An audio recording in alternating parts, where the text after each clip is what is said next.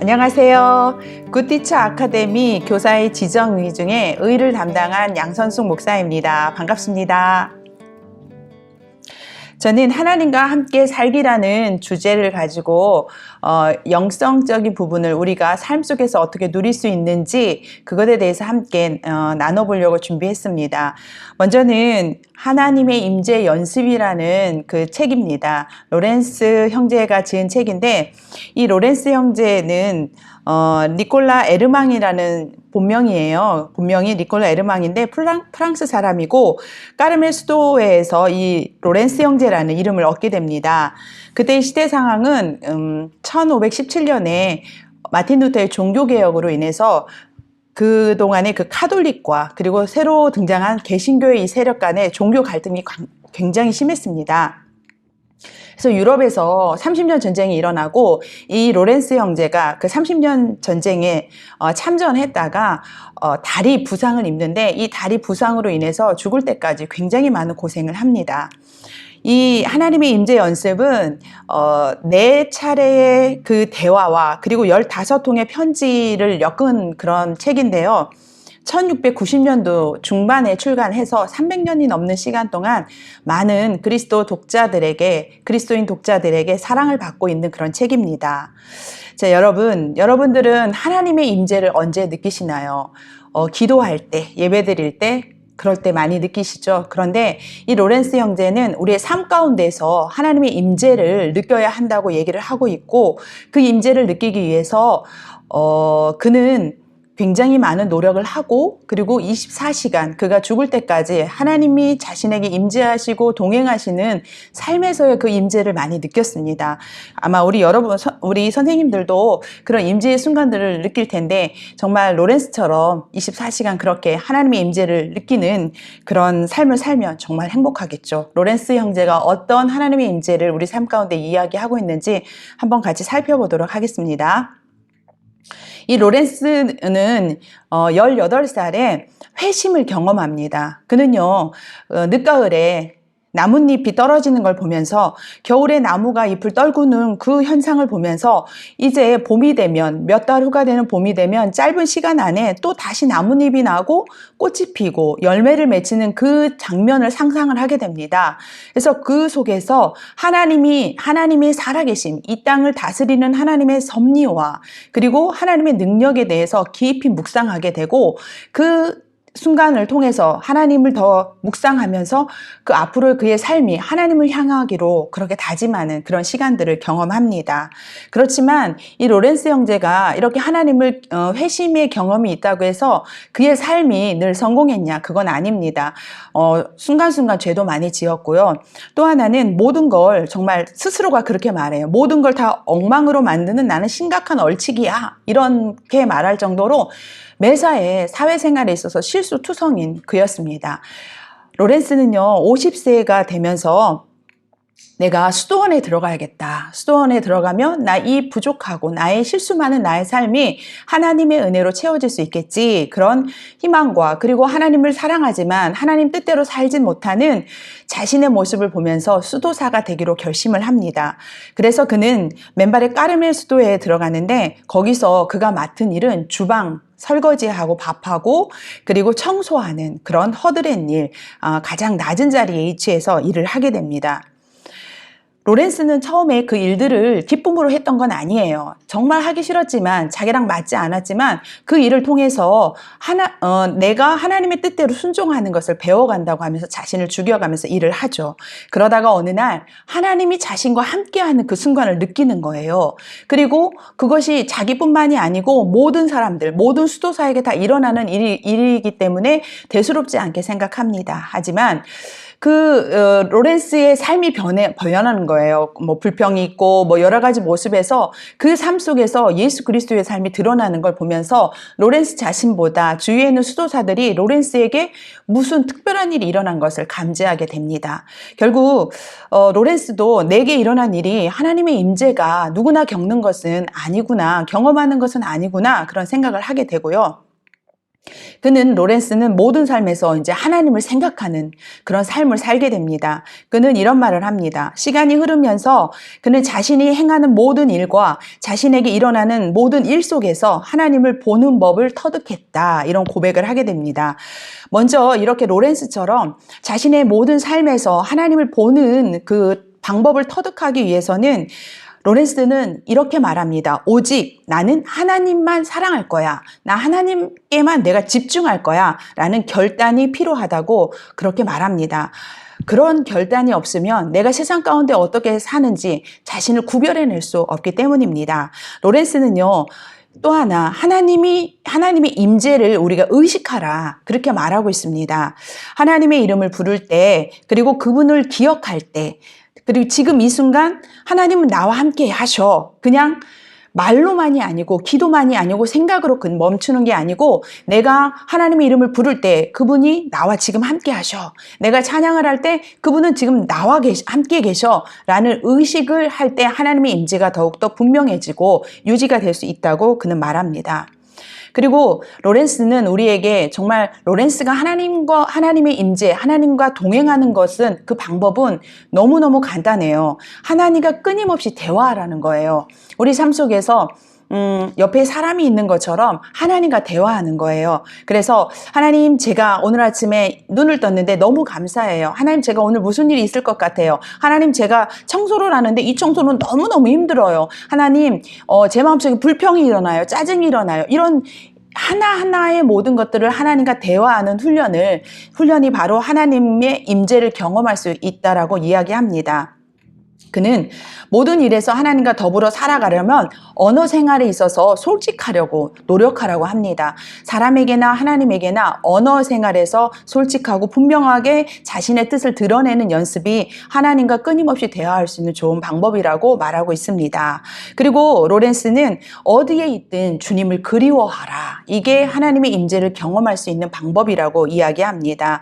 하나님을 어떻게 그리워하냐면 짧게나마 생각하는 거예요. 그리고 잠시 동안 찬양으로 순간순간 몇 마디의 찬양이라도 하나님 앞에 올려드리고 그리고 하나님이 나에게 베풀어 주신 은혜가 무엇인지 그걸 생각해서 감사하고 그리고 너무 슬프고 힘든 일이 있을 때 하나님을 통해서 자신을 위로하는 방법들을 우리가 터득해 나갈 때에 정말 우리가 잠깐이나마 하나님을 기억하고 찬양한 그 순간에 하나님은 우리의 그 찬양과 기도를 기쁘게 받으신다는 것입니다. 그래서 큰 소리로 부르짖을 필요 없고 정말 가까이 계시는 그 주님이기 때문에 주님이 나와 함께 하시는 것을 느끼는 그런 훈련들을 해 나가라고 말하고 있습니다. 그리고 우리가 이 하나님의 임재 연습, 하나님이 나와 함께 하신다, 이걸 훈련하기 위해서 우리가 가져야 될 또 하나의 자세가 뭐냐면 자신의 잘못에 대해서는 민감하지만 낙담하지 말라고 말해요. 생각해 보세요. 우리가 한 번에 도전해서 잘 되는 건 없잖아요. 로렌스도요, 이 하나님의 임재를 훈련하기 위해서 1년, 2년, 10년까지 거치면서 그게 이제 자신의 것이 됩니다. 그래서 그 안에는 시도했다 실패하고 시도했다 실패한 이런 반복적인 일들이 거듭되는데 그럴 때 이렇게 고백하라고 말합니다. 하나님, 저는 원래 이런 사람이에요.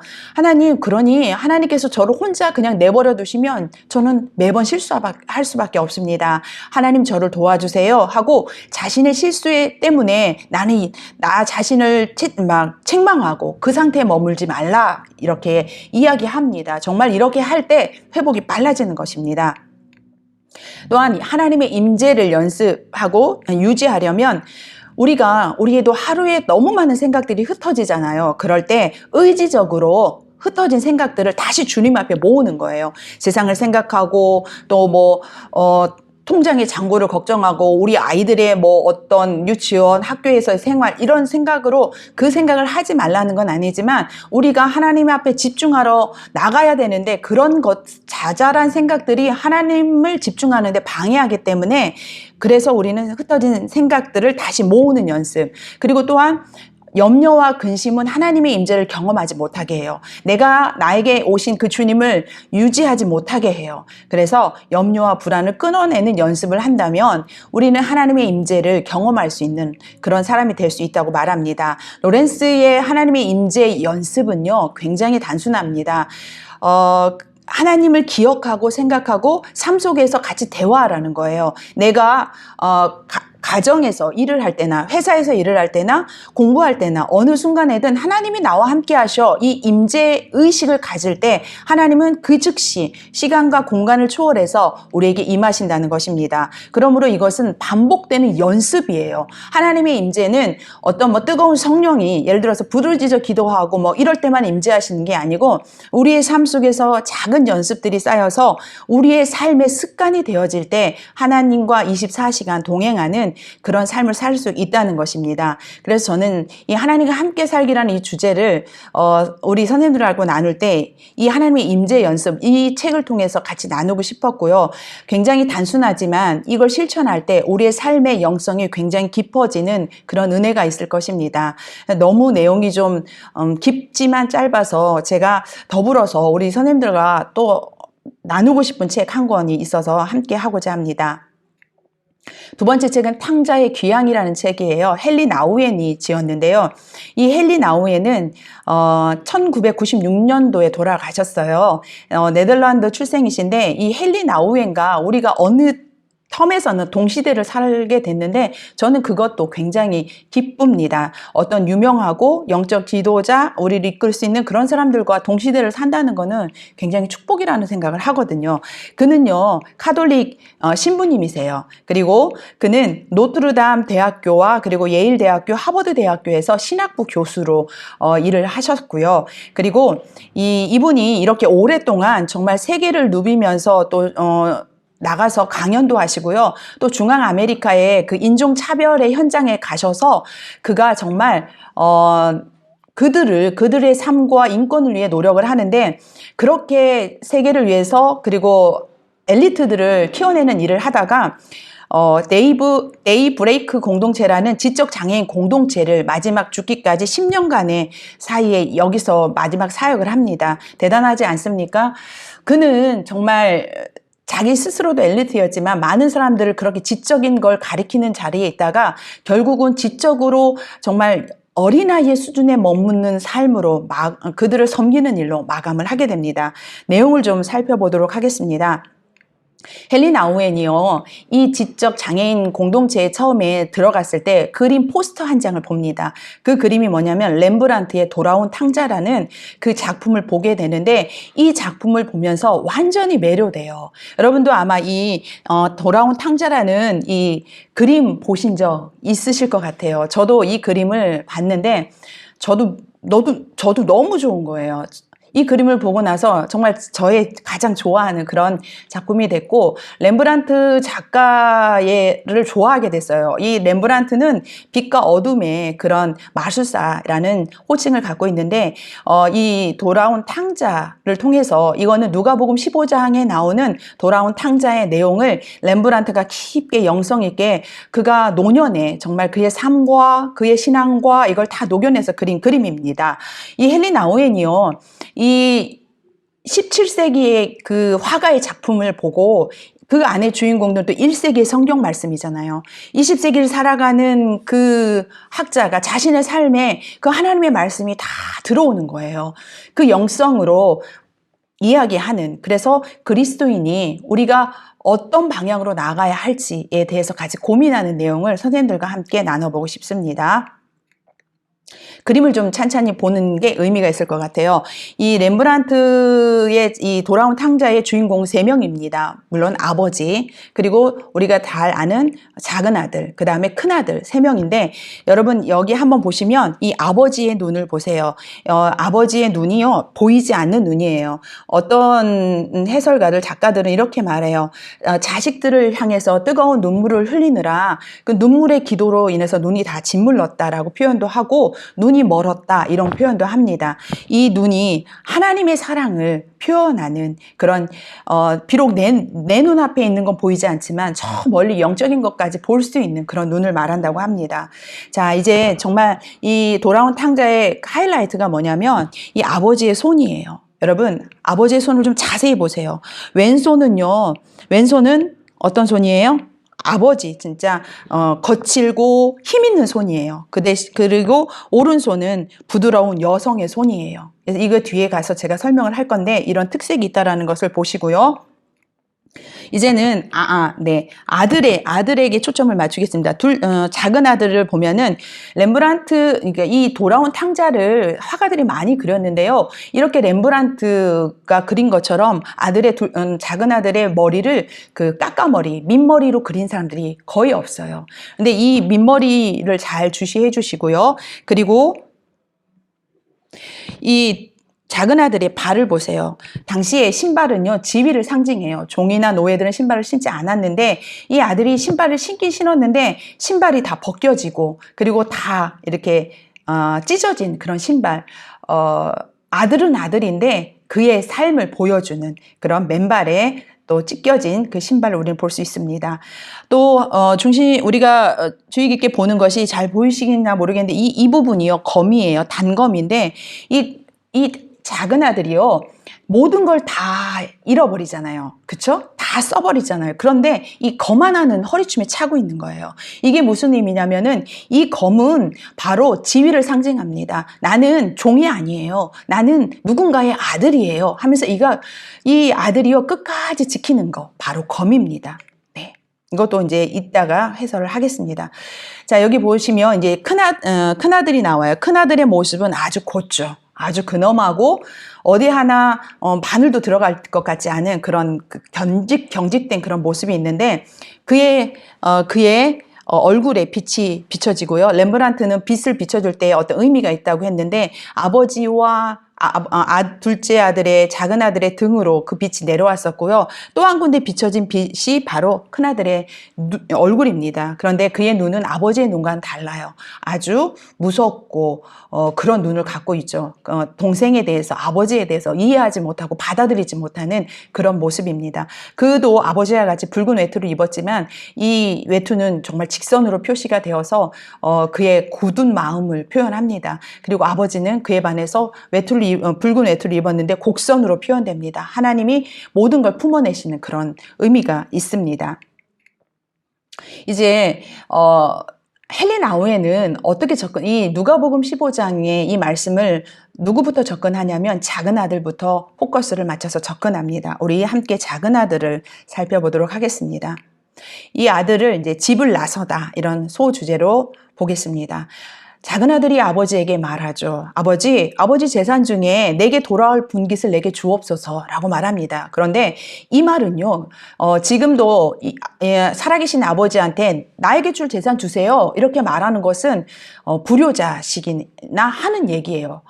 2000년 전에요, 이런 얘기를 했다는 것은 그 당시 문화나 여러 가지 여건을 살펴봤을 때 정말 아버지 빨리 돌아가세요, 아버지 죽으세요, 이렇게 말하는 그런 수준이라고 합니다. 그래서 어쨌든 그 아버지가 그의 분깃을 줍니다. 그의 몫을 줍니다. 그래서 그 아들이요, 먼 나라로 떠나갑니다. 우리는 이 모습을 보면서 우리는 영적으로 하나님을 떠나지 않았는지 우리의 자신의 모습을 돌아봐야 합니다. 우리가 비록 내가 교회라는 그 신앙의 틀은 벗어나지 않았어 라고, 대부분 우리 선생님들은 어렸을 때부터 신앙생활 잘 하셨기 때문에 나는 작은 아들 아니야 라고 생각하시는 분도 있을 테고, 또 그 중에는 그래, 내가 하나님을 좀 떠났다가 내 마음대로 세상을 향해 나가서 좀 즐기고 또 마음 뺏기고 살았어, 이러신 분들은 그래, 나는 작은 아들이야, 이런 생각도 하실 거예요.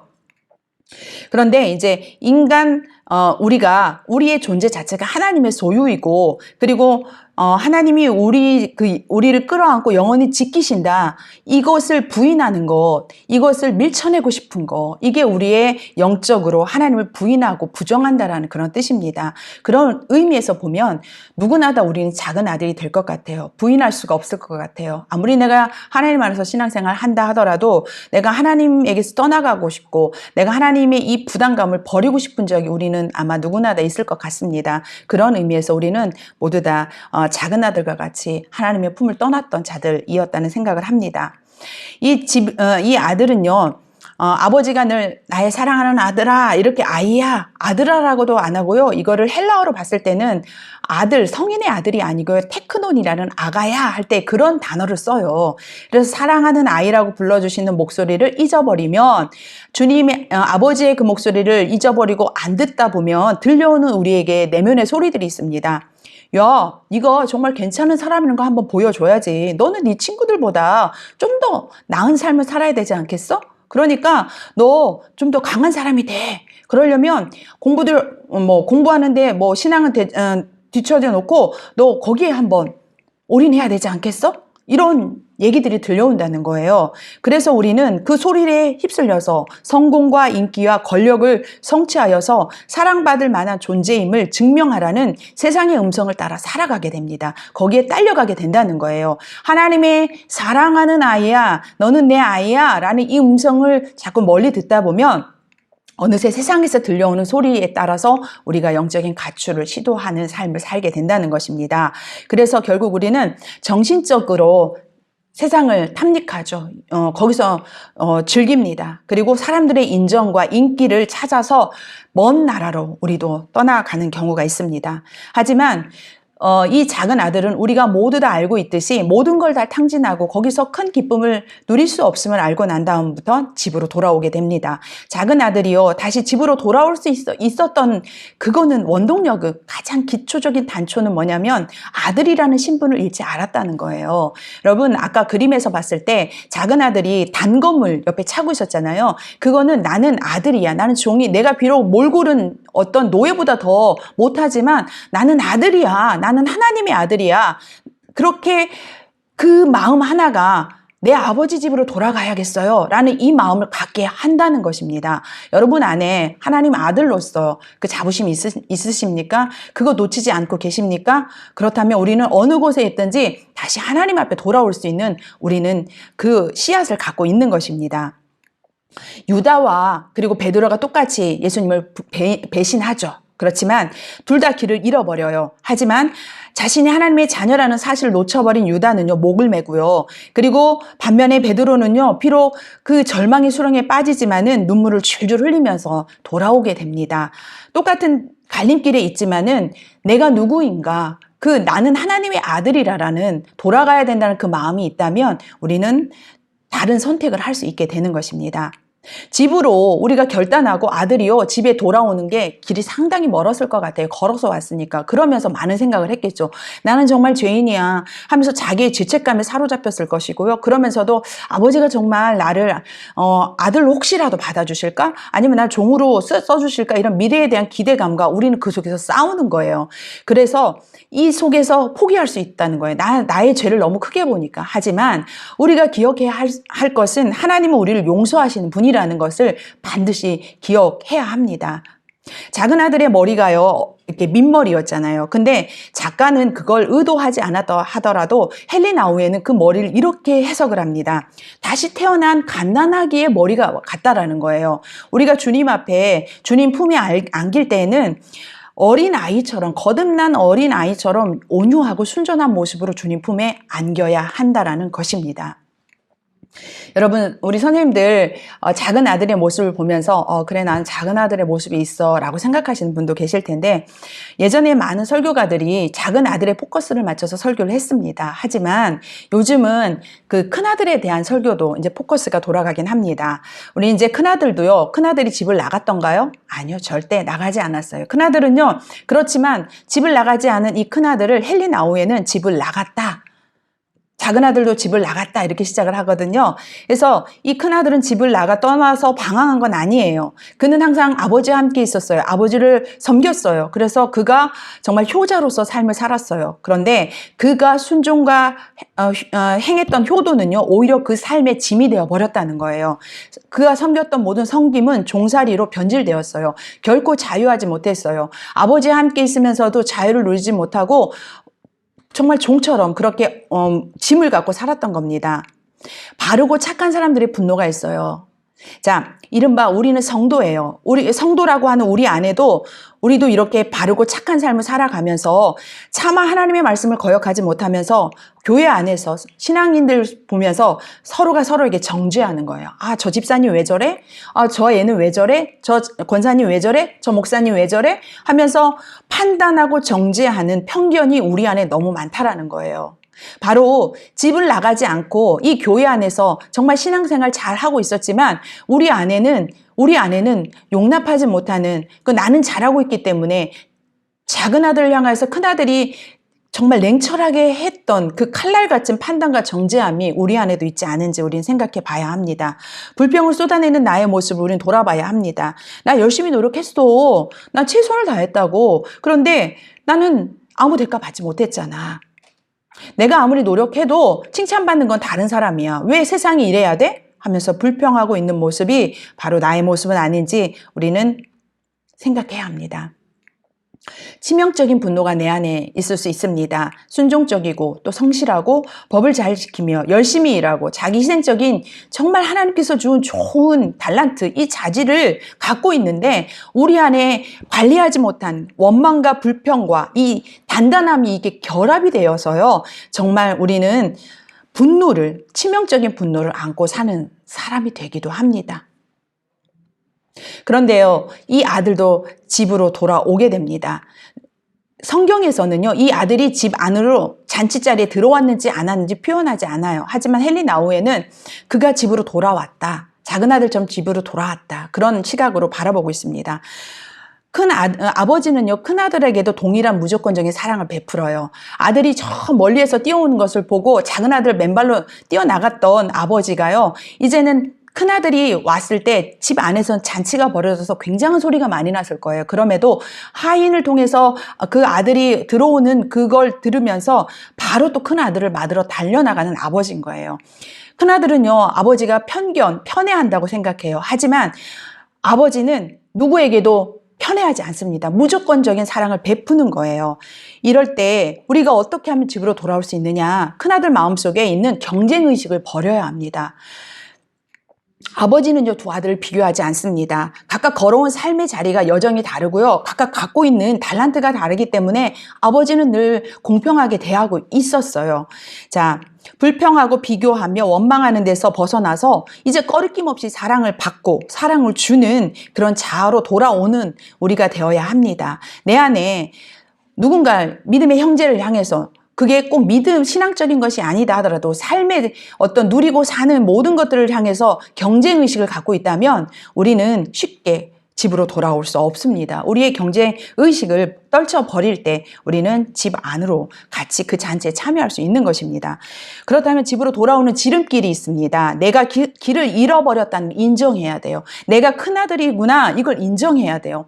나의 믿음과 나의 모든 것들, 내가 하나님 안에 있는 것을 그것만 바라보고 있다면 우리는 길을 잃어버리게 됩니다. 내가 집에 나가 있는 사실을 인정해야 합니다. 그리고 나를 찾아오신 그 아버지의 손길을 붙잡고 이끌려서 집으로 들어가듯이 주님의 그 따뜻한 손길을 이끌려서 우린 집으로 돌아갈 준비를 해야 하는 것입니다. 그리고 또 하나, 이 집으로 돌아갈 때 우리 마음속에 신뢰와 감사를 놓치면 안 돼요. 우리는 이 하나님이 나를 사랑하시는구나, 하나님이 나를 공평하게 사랑하시고 나를 지키시는 분이야 라는 하나님에 대한 신뢰를 갖고, 또한 내가 밖에 나가지 않고 이 안에서 하나님 안에서 내 아버지 집에서 누릴 수 있다라는 그 감사를 놓치지 않을 때, 그 감사를 회복할 때 우리는 집으로 돌아올 수 있는 것입니다. 헨리 나우에는 렘브란트가 큰아들의 얼굴에도 빛을 비춰준 걸 통해서, 큰아들은, 저는 그렇게 봐요. 결국은 그 얼굴에 비친 빛이 지금 얼굴에만 머물러 있고 몸 전체로 확산되진 않았지만은, 저는 큰아들도 작은 아들처럼 자신의 그 감정을 뉘우치고 그 아버지와 그리고 동생과 그리고 가족들과 종들과 함께 그 멋진 잔치자리에 참여했을 거라는 그런 희망을 가져봅니다. 이젠 큰아들의, 오히려 우리는 여기에서 이 동영상을 보는 우리 선생님들은 작은 아들보다는 큰아들의 입장에 자신을 대입하기 쉬운데, 이젠 이러한 문제들이 내 안에 있다면 정말 이거는 나의 문제로 알고 우리가 정말 내가 그러한 자리에 있다면 돌아올 수 있는 그런 자세를 가져야 할 것입니다. 이제 아버지의 모습을 보도록 하겠습니다. 아버지는요, 반가이 맞아주십니다. 아버지의 모습 속에서 우리는 아버지 아까 등을 어루만졌던 그 손을 기억해 봅시다. 강한 왼손은요, 억세 보이죠. 그런데요, 왼 어깨를 탁 지탱해 주는 거예요. 아들이 돌아와서 너무 나약하고 고난 그 몸을 탁 지탱해 주는 거예요. 그리고 그건 바로 아버지의 손이라는 거예요. 그리고 부드러운 오른손은요, 정말 섬세하고 길쭉한 여성의 손인데 다정해 보이죠. 나머지 지탱해준 왼손의 나머지 부분을 이렇게 어루만져 주시고 토닥해 주면서 위안을 주는 그런 손입니다. 그거 바로 어머니의 손이죠. 이 양손은요, 아버지의 손은 부여잡고 어머니의 손은 쓰다듬는 거예요. 아버지는 확신을 주고 어머니는 위안을 줍니다. 부성과 모성을 두루 가진 하나님을 상징하고 있는 것입니다. 또 이제 아버지가 입은 큼지막한 붉은 외투는 새끼를 품고 지키는 어미새의 날개를 보는 듯 합니다. 밤낮으로 우리를 정말 안전하게 지키시는 그런 하나님의 모습이라 할 수 있습니다. 또한 구부정한 몸은 온몸으로 정말 자식을 끌어안는, 그래서 결국 작은 아들을 이렇게 해석을 합니다. 자궁 쪽으로 끌어당기고 있는 어머니의 모습과 같다라고 이런 해석을 하는데, 탕자의 귀향은 곧 하나님의 자궁으로의 복귀이자 우리 존재의 근원으로의 획이 돌아간다는 얘기죠. 그렇게 말하고 있습니다. 예수님이요, 니고데모에게 거듭나야 우리가 된다라고 말씀하시죠. 그런 가르침이 생각나는 그런 모습입니다. 아버지는요, 더도 덜도 없습니다. 누구를 더 사랑하고 누구를 덜 사랑하는 그런 게 없습니다. 작은 아들의 귀환에 기뻐하는 아버지는요, 큰 아들을 잊지 않고 있어요.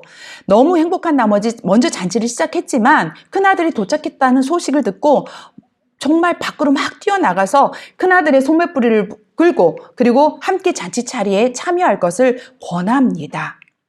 아버지인 동시에 어머니인 하나님은요, 우리를 비교하지 않아요. 저와 누구를, 그리고 여러분과 누구를 비교하지 않습니다. 그런 일은 우리 하나님에게 결단코 없습니다. 우리는 동일하게 하나님의 그 한결같은 사랑을 동일하게 받고 있다는 사실을 우리는 잊지 말아야 합니다. 저는요, 이 헨리 나우엔이 정말 대단하다고 생각하는 것은 이 작은 아들의 모습도요, 많은 설교가들이 접근하고요, 성경을 읽는 많은 자들이 큰아들까지도 접근을 합니다. 그런데요, 이 책이 정말 너무 이 부분에 와서 와닿았던 거는 이제 시선을 작은 아들과 큰아들에 머물지 말라는 거예요. 이제는 우리가 아버지가 되어야 된다라는, 이렇게 우리의 방향성을 인도합니다. 이제는 아버지가 되어야 합니다. 아직도 우리는 집으로 돌아오는 중이에요. 그래서 때로는 작은 아들 또 큰 아들이 되어 있습니다. 하지만 우리의 집, 하나님의 집에 가까워질수록 이제는 아버지가 되어라. 이제는 누군가를 환영해주고 누군가를 받아줄 수 있는 이제 아버지의 모습으로 되어야 되지 않겠냐라는 그런 걸 말하고 있습니다. 용서하고 화해하고 치유하고 잔치상을 차려줄 수 있는 그 두 손이, 아들을 끌어안을 수 있는 그 두 손이 바로 나의 손, 우리의 손이 되어야 된다고 말하고 있습니다. 자, 우리는 영적인 아버지로의 부르심을 받은 사람들입니다. 우리가 이제는 아버지가 우리가 되어야 하고 되어져 가는 과정을 우리가 또 갖고 있다고 생각합니다. 자, 이제는 우리가 집에 머물면서요, 누군가가 떠나 있던 자들, 밖에 방황하고 집에 나가 있던 자들이 돌아올 때에 기쁘게 환영하는 그런 우리 모두가 되었으면 좋겠습니다. 이러기 위해서는 철저하게 자기 훈련이 필요합니다. 우리가 하나님의 우리를 향한 그렇게 베풀어 주신 용서, 사랑을 받아들일 수 있도록 우리 안에 있는 작은 아들의 모습, 큰 아들의 모습을 우리가 소환해서 우리 자신과 부딪혀야 되고요. 그 속에서 하나님의 은혜 안에 우리가 점점 더 변해져 가는 그런 아버지로서의 모습을 경험했으면 좋겠습니다. 자, 이제 탕자의 귀향을 통해서 여러분과 함께 이렇게 나눠봤는데, 여러분, 우리 안에는 회복되어져 있는 모습이 있고요. 그리고 또 하나님의 인재를 훈련하고 계시는 우리 분들이 있을 겁니다. 굉장히 짧은 시간에 우리가 하나님과 어떻게 살 것이냐, 이런 굉장히 큰 주제를 다루기는 어렵습니다. 하지만 이 두 편의 책을 통해서 우리의 신앙의 모습, 하나님과 어떻게 삶을 누리고 또 그렇게 삶을 누리는 자가 결국 우리는 어떤 모습으로 하나님 앞에 세워져 가야 되는지, 그런 측면에서 다뤄봤습니다. 아카데미컬하지 않습니다. 오히려 설교 한 편을 듣는 것 같은 그런 생각이 들으셨을 텐데, 어쨌든 끝까지 들어주셔서 감사합니다. 고맙습니다.